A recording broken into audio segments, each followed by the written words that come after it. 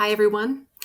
For those of you that I've not met, I'm Amy Hughley, and I'm the Associate Artistic Director of the Indianapolis Children's Choir, where I primarily work artistically with our high school divisions. And in this particular presentation, I'm going to be talking about group vocal technique, which in short is our role as teaching a group of singers how to sing, being a voice teacher for a group. But specifically, I want to address the importance of breathing and focus on particular exercises that engage the breath and proper breathing. With everything that we're going through right now as an entire globe, I have a renewed interest in the art of breathing, the importance of breathing, not just as a choral director, but as a human being. Properly engaging our bodies and properly breathing on a consistent basis and practicing that can lead to better mental health and really better physical health. Blood pressure, heart rate, relaxation, helps with anxiety, helps with depression. The first thing that happens to our bodies when we're afraid or anxious is, of course, the breath gets more shallow, and we may not even realize it. And that can come before the palpitations and before the blood pressure is the breath. I think that if we can reframe our interest on the importance of what it is to properly breathe, we can not only do that for ourselves and practice great self-care, but we can also help our students, whether it's in person or whether it's virtually, we can help them. So I'm going to start with the slideshow, and I'm going to start with a quote. And this quote is from one of my favorite people in the world who is no longer with us, who was my teacher, my mentor, very dear friend, who died a little over a year ago. His name was Joseph Lummerfelt. He was my college director, and I also had the pleasure of spending his last 5 years of his life here in Indianapolis as a dear friend, and continued to coach me as a conductor and as a singer. And I love this picture of him because you can just see the breath. He was all about the importance of the breath, how it grounds us, how it connects us to one another as humans, how the breath connects the choir to the conductor and to one another. And that's what this quote is all about. But I just wanted to share this photo because you can just see that this is a breath that is his being. So here we go. We all struggle with this issue, every one of us. As babies, we all breathe completely. We all open completely. Yet for every one of us, the stresses and strains of growing up caused us to resort to mechanisms that protect us and that ostensibly keep us from being hurt. This inevitably results in breathing that is only partial. It keeps us from opening up, from being completely vulnerable.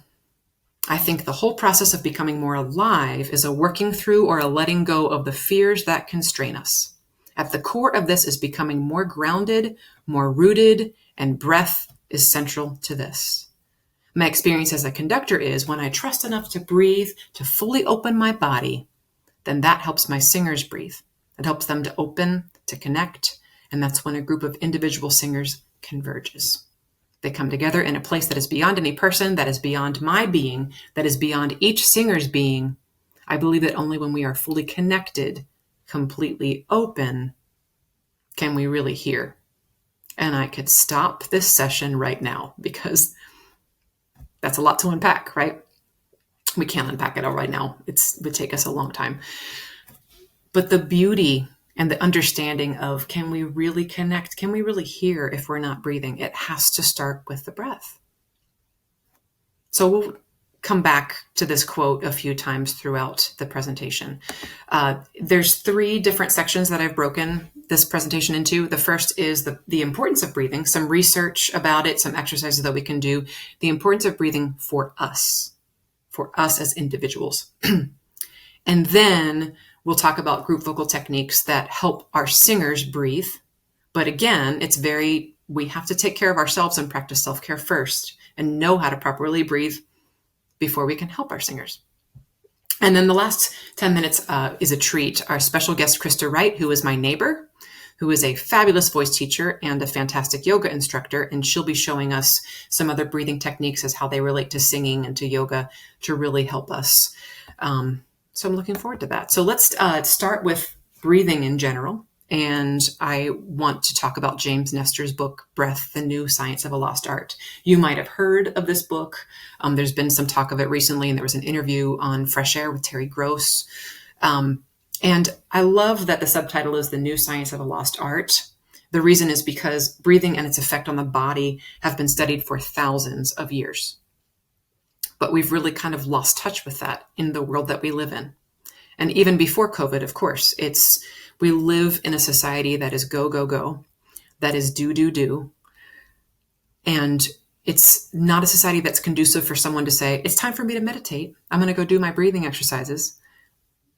That's not quote unquote normal to us. And it's unfortunate that we've lost that connection with the breath because it does so many things beautifully for the body. It helps the body to function better. It's mental health, it's physical health. So the link to this Fresh Air interview and the name of the book and author will be in the lecture notes. But I want to talk about just a few highlights because there's so much information and we could spend more than just the session on just that book. But a few highlights that you may or may not already know. Some of these things were a surprise to me and really interesting. Nose breathing helps keep us balanced and relaxed.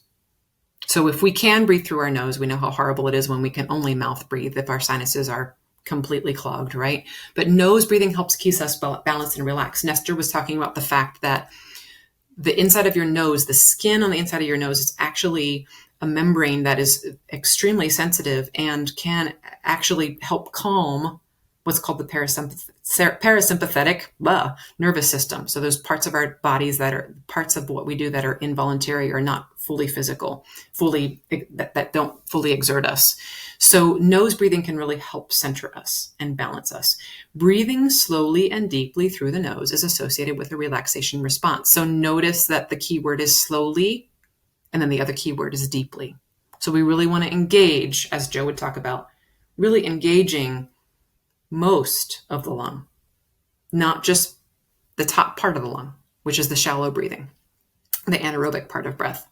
And as that diaphragm lowers, you're allowing more air into your lungs and your body switches to a more relaxed state. Now, Nestor is not a singer, but he's looking at this physiologically and saying, as that diaphragm lowers, your body engages and switches to a more relaxed state, which is really great news for singers that are breathing properly and for us as conductors when we breathe properly.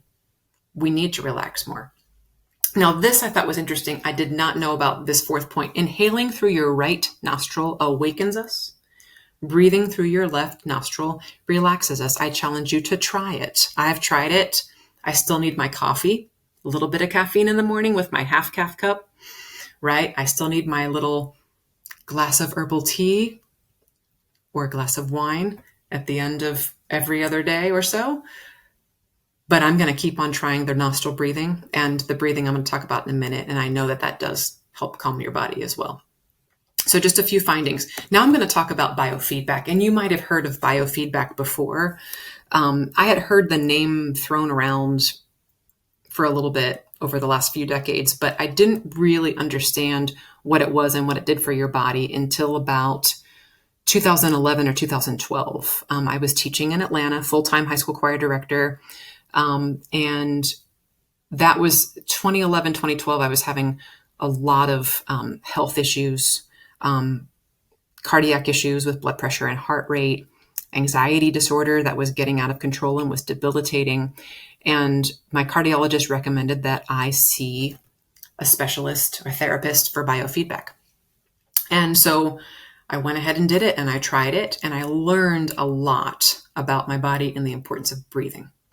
So the biofeedback counselor, therapist, gave me this little device that I would put my thumb on, and actually, I think it measured the pulse in your thumb and the temperature.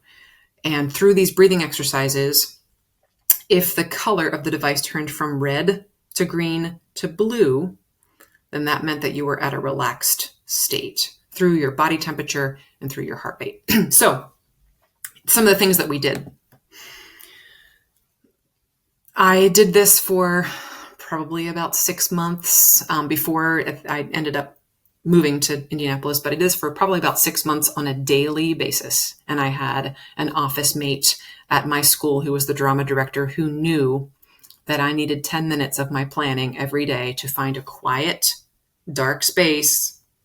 There was actually a reclining chair behind stage for me in a separate little room. Now, not everybody's going to have that kind of opportunity to find that time in their planning or in their busy day. You can do biofeedback if you are sitting up in the middle of your office. It's just easier to start this habitual practice when you are in a relaxed state. So what I would do is I would recline, get in a comfortable position, and I would do breathing, the same amount on the inhale as the exhale, about a count of 4 or 5 in through the nose, 4 or 5 out through the mouth. And it had to be the same amount in as the same amount out. Nestor says that the golden number is 5.5 seconds. 5.5 seconds inhale, 5.5 seconds exhale through the mouth. And he says that if you have the same amount of time on the inhale and exhale, about that 5.5 second mark, it teaches your body, reteaches. So this is biofeedback, which, by the way, the definition of biofeedback, which I forgot to mention, a mind-body technique that involves using visual or auditory feedback to gain control over involuntary bodily functions, your blood pressure, your heart rate, anxiety, right? So 5.5 seconds, you could actually teach your body to function with the least amount of effort, and then go about your day in a more centered, relaxed, focused place. So this is kind of an interesting exercise. And this is another thing that Nestor was mentioning. When we inhale slowly, our heart rate speeds up. I never realized this. When we exhale slowly, it slows our heart rate down. So we can try that together. Inhaling through the mouth, which is more relaxing. In.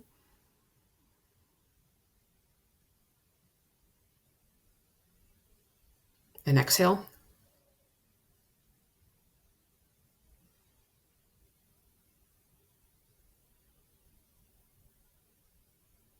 Whether or not you felt the difference in your heart rate, you probably noticed a sensation that was obviously a little bit more awakening on the inhale and a little bit more relaxing on the exhale. So that being said, if we want to relax, if we want to sleep, and we are ready to shut down for the day, we're not in the middle of a work day where we're trying to manage anxiety and focus, then we exhale for longer than the inhale. We inhale for maybe 2 to 3 seconds. We exhale for 6 to 8 seconds out. And that's the opposite, of course. To awaken, we inhale longer and exhale shorter. So I'm going to try this tomorrow and see if I can skip caffeine altogether. Inhale longer in the morning, exhale shorter, and see if that speeds the heart rate or at least gives you a little jump start for the day. But just how important and fascinating it is to know that breathing, which has, again, been studied for thousands of years, breathing that can be so easily forgotten can be such a central part of being able to understand and create health, especially as we go through these times that we're in right now. So I invite you to try it. Start small. Start with self-care, maybe 5 minutes a day when you're thinking of it. You know, we think, some of us that have either Fitbits or Apple Watches or Garmin's, every once in a while will tell us to breathe, which of course is funny because we're always breathing. But they're telling us to focus conscientiously on breath for relaxation, right? Because we don't do that. Many of us don't do that, including myself. So self-care can start small. 5 minutes a day before we go to bed. 5 minutes a day in the middle of the day. Make it 10 minutes. Then try it several times a day. But I think that we can do this for our singers and our choirs, in addition to doing this for ourselves. So have fun breathing. So now let's take this information and apply it to what we do professionally. Conducting. I have already read you a fabulous 2-paragraph quote, and I don't need to rehash it. I will just say that if we don't breathe, properly, our singers will not breathe properly. And that has to also be in our conducting gestures. We cannot use a conducting gesture that allows people to be cut off. It can't be too high and it can't be too tense. It has to be open. It has to be closer to our core when we can. We cannot sing for conductors that do not breathe. So it's one of the best gifts we can give to our choirs as a conductor is to breathe. So now let's talk about group vocal technique and breathing exercises in the rehearsal that we can use, again, part of the warm-up, part of passages in our repertoire, part of reminders throughout to allow our singers to be the best singers that they can, to develop in a way that is proper as supported breathers as we continue to sing, and to be healthy and to prevent any kind of damage if we're not singing with the supported sound. So I've already talked a little bit about what group vocal technique is. Now I'm going to do a little shout out. This is a book published in 1991 by Frauke Hauserman and James Jordan with little, there was some collaboration with Konstantina Solinu as well. This was published the year that Frauke died of cancer. She was a fabulous voice teacher, pedagogue, incredible, very close friends with Joe Flummerfelt. And James Jordan was also one of my teachers in undergraduate school. I highly recommend this book. It's broken into, there's lots of warm-ups in here, and warm-ups that are in several different categories. Many of those categories I'm going to use within the next few minutes to talk about some exercises that engage the breath. And some of these exercises are additional things that I've either learned over the years or learned from others. But the book is worth it, and it gives you lots of ideas for great warm-ups too. So that in mind, the first category is how to awaken the mind, the imagination, and relaxation of the body. The body has to be relaxed and focused in order for us to make music and breathe properly. So before we can talk about the breath, we've got to talk about making sure that our minds are in the right place. The mind has to be there, right? Whenever we're singing in a group. So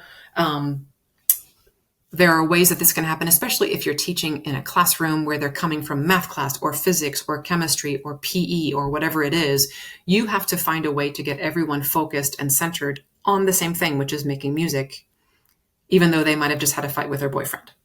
So awakening the mind, focusing the mind, and awakening that imagination can also help focus and relax the body. So a few, and again, these will all be in my lecture notes, but a few ideas for that. And a lot of these you probably already use with your choirs. And if there's one or two that are new, great, give them a shot. So mirroring, okay, do what I do, right? Or do what I do a few beats ahead of what I'm doing. I mean, I'll be 4 beats ahead of you. So then you really have to focus. And we can see my whole body. We can really have fun. Right? So mirroring is always great. Of course, stretching and shoulder rolls and shoulder lifts. Those are great ways to just try to help the body, the mind, and the body forget about the life that was happening outside the door before you walked into that choir rehearsal or before you came to the Zoom rehearsal. So these are things that you can do virtually too. Facial relaxation, that's always kind of fun, right? Because we're definitely not into massages anymore, especially with COVID and lots of other issues. So facial massage, right? So we're just kind of massaging our face, really getting out some of that tension. And, especially if they just came from taking a test or, they're coming in whenever your rehearsal is, they've had a long day of school. If you have an evening rehearsal or a long day of work, if you have adults, whatever it is, helping get some of that tension out and relaxing the face and the neck to prepare for the rehearsal. And then humming and chewing is always great too. When we hum and chew in different registers and chew, that's always fun. I'm sure this is really fun to watch this little circle of my face doing all these interesting things. And then changing the facial muscles, doing happy face, frown face, up, mean face, all of those different, engaging the facial muscles as we continue to massage, that kind of thing, will just awaken that mind. We can also do, I know James Jordan loves to do visualization. So you're walking through the forest. Now you're picking apples. You're reaching up. Now you're hanging out clothes to dry. So visualizations are also kind of fun. So again, and you may have lots of other ideas for awakening the mind. It's always great when we can help each other with new ideas for that. First category. So first thing they do whenever they walk in through rehearsal. Secondly, we have to have proper posture before we can breathe properly as singers. And we all know this. So some posture ideas, depending on the age group of your choir, it depends on how mature they are with this, but the sits bone activity is a lot of fun. And it certainly paints the right picture because you know exactly how to find the right posture when you are seated. So I say to my singers, find your sits bones, which basically they sit on their hands and they find that part of their pelvis that literally makes contact, right, with the chair. That bottom part, their sits bones, where that's making contact with the chair. If those sits bones are making contact, it's pretty impossible to slide backwards, because as soon as you start to slide back off of your sits bones and you slide back more towards your tailbone, that's when bad things happen, right? The slouching. So just a sits bones reminder. I also like to say stand from the waist up, right? Or position 2. Some of you like to call them number positions too, but reminding singers that really the only difference when they are properly in seated singing posture, the only difference between standing and sitting should be their legs, right? So they should be standing from the waist up, connecting their sits bones with the front of the chair. Okay, so sits bones is a great way to do that. Also practicing proper singing positions. I know for me, and those of you that use singer positions, for me, I like to call position 1 is the whatever position, right? Where we're slouching. Position 2 is standing from the waist up with our sits bones connected. And then positions 3, all it is we stand for 3, right? So we can practice going back and forth between position 1, position 2, position 3, posture stuff. Also great posture, of course, is yoga and Pilates moves where we're stretching up, right? And we're pressing the air down so that way our posture is there. Head, neck, and shoulder rolls so that we have a real feeling of balancing that head on top of the shoulders and the spine, right? So focusing on posture next. So again, we've done imagination and awakening and focusing. Now we're focusing on posture. And after those 2 things are done, we start the breath. So diaphragmatic activity.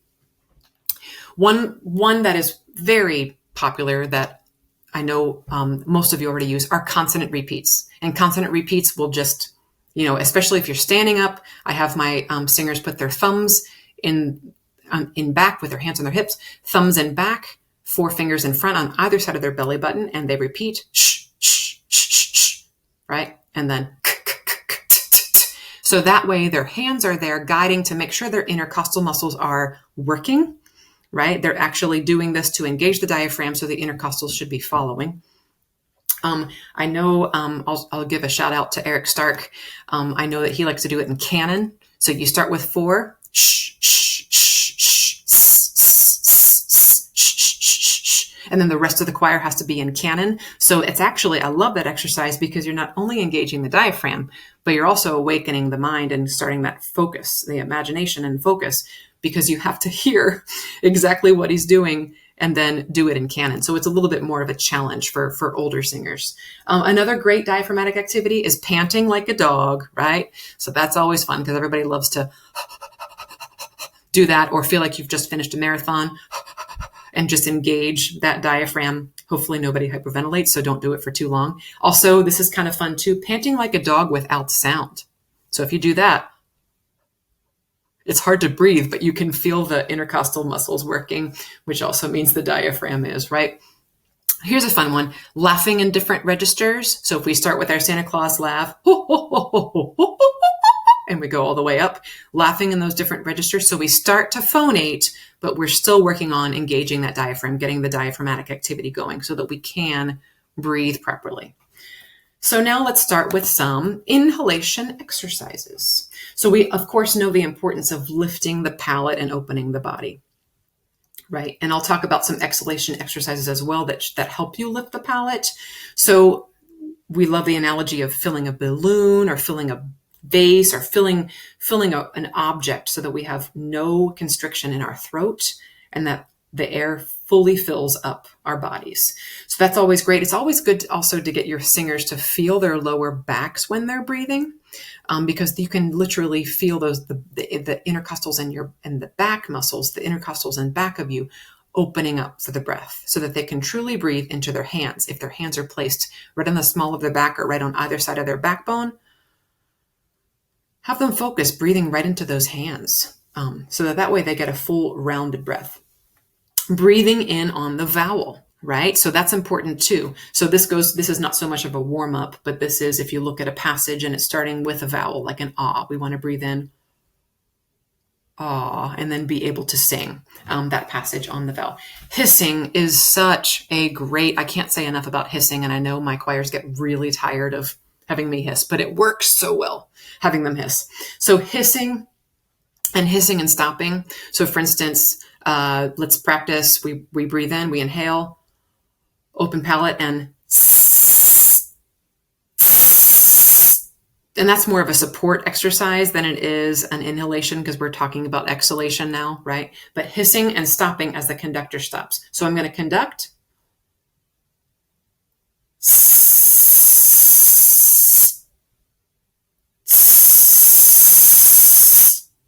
And they can't take a breath in between, right? That's cheating. So they have to be able to hiss and stop. And when they stop, they're feeling that tension of just their tongue stopping the exhalation, and then they continue to go.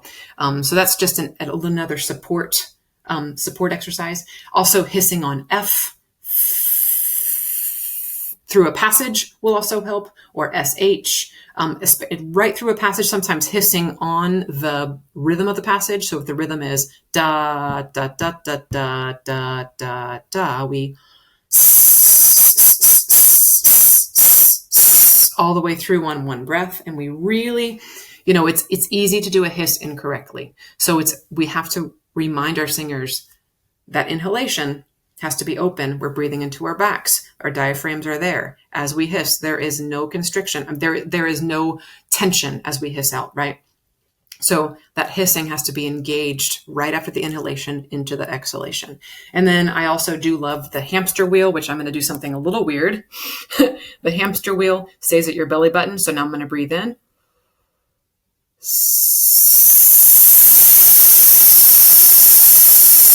So I'm creating a visual and feeling something visual as the air is spinning from me. And you can do that on a hiss. You can do that as you're singing a passage, or you're singing a melisma, or you're singing a long note. That will help too. So let's talk about some exhalation exercises that will also open the palate. Exhalation exercises. I love this exercise because it just helps our kids figure out the soft palate and how to raise it. So you're taking your hands in front of you and you're pretending that you have a bowl of soup. So we're going to breathe with an open breath, right? And we say, breathe fully and openly, breathe into your diaphragm. We breathe in. Now we're going to cool the soup. So we're going to create cool air on our hands.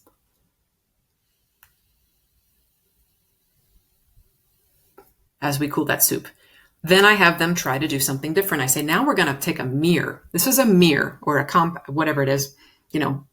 If you're looking at foundation or blush, and it's compact in front of you, you've got a mirror.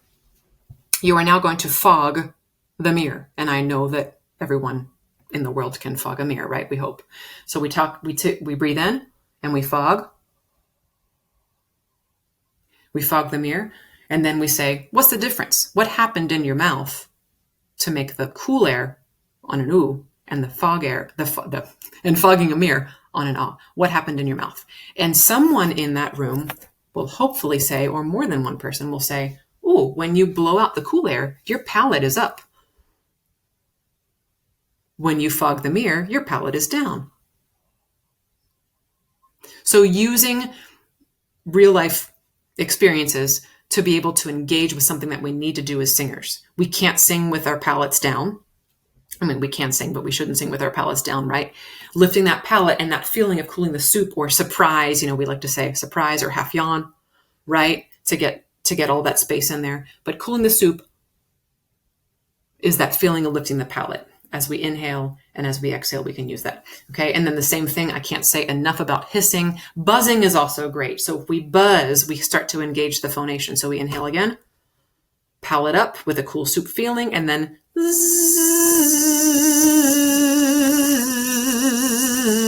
or a lip trill. So lip trills, buzzing, all of those exercises are also good to engage the breath and start with the phonation process. Okay, so let's go on to, oops, I just did that. Sighing and relaxation. So another way of relaxing the body is when we sigh into something or sighing into a pitch. Sighing from above and finding a pitch that's below it will allow us to approach that pitch at a more relaxed state. Again, making sure that that breath is engaged and supported before we do it.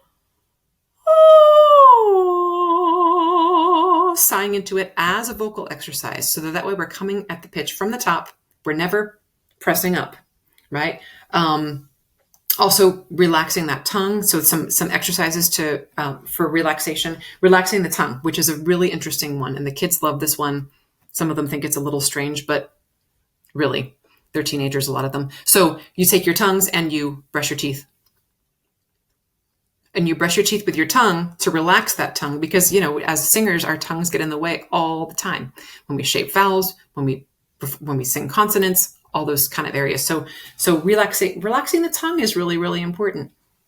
And then, as I said, the importance of sighing and sirens that people of all ages can do, especially at the end of a warm-up. It's always great to sigh back down, get the larynx back in a relaxed position, especially if we've just done range extension. So sighing and relaxation, again, relating it to the breath. So starting with that open, supported, dropped in, diaphragmatic feel, right? Let's talk a little bit about resonance and connecting with the breath to develop that core. So humming. A lot of times when you're humming, your palate is down, but really the feeling that you want in the hum is you want to resonate, right? And you want to feel you can really feel that sensation. So when we're humming, we can, of course, imitate a cow, which the kids love to do, or use voice consonants, zzz, right? The wonderful fricative ones that are not plosive, but humming can really get that resonance out. And again, reminding them that when they're humming, that first breath can be through the nose. You can take a beautiful nose breath that is lovely and supported, engages the diaphragm, and the intercostals are working, and then we can hum out. So humming will help connect the breath with the resonance. Also, singing a passage which I mentioned this before, singing a passage in your repertoire on a v or a z, singing that passage on a voiced consonant will also engage resonance. Again, connecting right beforehand with the supported breath. Let's see, I've got just a few minutes left, not very much time though. And I'm going to skip ahead. So I guess I'll wrap up with a few of these notes. We are all choir directors for different age groups. So a lot of us are teaching younger children. A lot of us are teaching adolescents. A lot of us are teaching adult singers and aging singers. So awareness of where the breath is developmentally will also help us teach and help more effectively and help our singers as much as possible. So for instance, children, those of you that teach children know that sirens and slides and body awareness and finding their head voice is really important, and keeping them engaged, of course. Keeping them engaged with lots of fun activities. Consonant repeats are also great for kids, but understanding that they are at a stage where they're finding their body awareness and they're developing that head voice. I love to talk about the analogy of my daughter, who is now 13. When she was 3 years old, 4 years old, 5 years old, 6 years old, her posture was incredible, right? And if you look at toddlers walking around and young children, their postures are beautiful. They also don't know what stress is yet, right? And then she started middle school, and then her backpack is now probably 20 pounds when she was at school and not in virtual school. And then, puberty. And then now she's almost as tall as I am. So she's about almost 5, she's 5'7". So she's just constantly, Her posture is all of a sudden, it's self-awareness, it's stress, it's weight, all of that. So no longer is she the perfect 5-year-old posture anymore. It happens to all of us. Luckily, she's a dancer, and her dance teachers remind her all the time of posture. So that does help with body awareness. But just to be aware of that with adolescents too, there are different things that, of course, they need. Their breath support as an adolescent, as a teenager, middle school students and high school singers and college age students, their breath support is improving, and you get your best breath support when you're in your 20s. So you can do a lot with that, and you can continue to work on that muscle development using these kinds of breath activities on a regular basis to help them improve and know how to control their own breath as their lung capacity gets to be more and more large. Healthy vocal modeling, of course, is the best thing that you can give them, which brings me back to the importance of self-care and knowing how to breathe properly ourselves first. And then, of course, the aging singers, as singers age, breath support, unfortunately, becomes more and more difficult. So allowing them to do exercises that keep them engaged, but inevitably their breath support will get worse as they age. So things like posture, hissing, singing those passages on V's and Z's for resonance for aging singers, and also connecting to the breath, that will help them too. Again, the notes for this session, because I've got lots of other notes that I didn't have a chance to really go through, will be available later, but I am going to turn it over to Krista Wright. I know you will enjoy your time with her, and I am here for you. Whoops, that's the last slide. I am here for you. Please feel free to email me with additional questions, or just if you have additional ideas. I always love to learn new things. And it's been a blast. Thanks for spending time with me.